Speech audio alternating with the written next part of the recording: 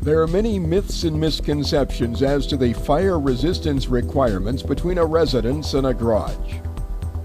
The separation between a house and the garage is not a fire-rated assembly. Fire resistance requirements are basic.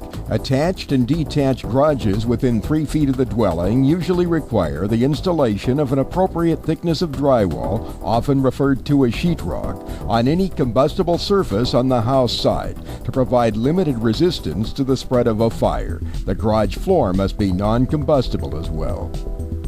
If there's a habitable room over the garage, or if the attic over the garage leads into the attic over the dwelling, a non-combustible surface such as drywall must be installed on the garage ceiling and on the bearing wall that supports the ceiling framing.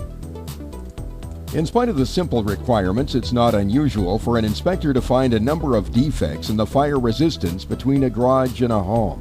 Here's a combustible exterior house wall that's exposed in a garage. And at this garage, the lack of a hatch cover over the opening would allow a fire to enter the attic space. Often, the original contractor did a satisfactory job of installing the drywall, but over the years, homeowners have modified the design and unknowingly created problems. Maybe they've replaced a drywall attic hatch cover with a flammable material. Or they've installed an attic pull-down ladder and in so doing created a breach in the fire resistance at a ceiling.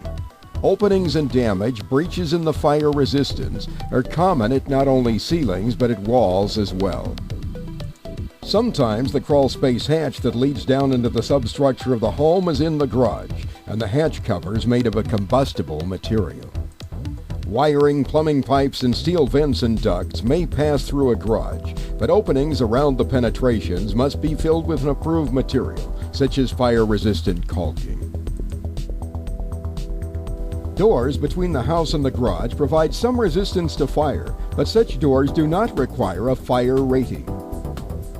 A 1 3/8 inch thick solid core wood, steel, or honeycomb core steel door will satisfy the basic requirements. Or alternatively, any door that's factory labeled as 20-minute fire resistance rated is considered to be suitable for the application. Here's one the inspector sees time and time again. The homeowner cut pet door as the problem in what had otherwise been an acceptable door.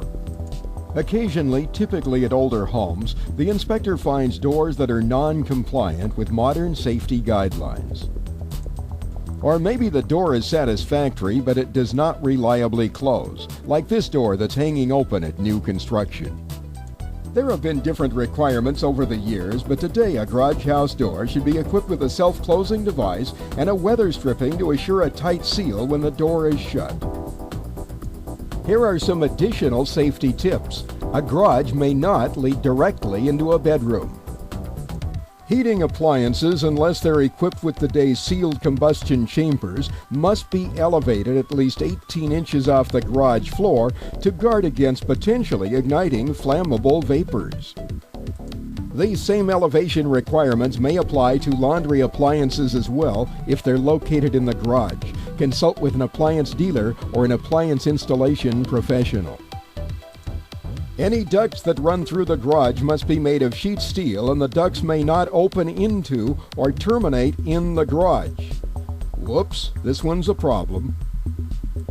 For specific information on garage house fire resistance, contact the building or planning department that has jurisdiction over your community.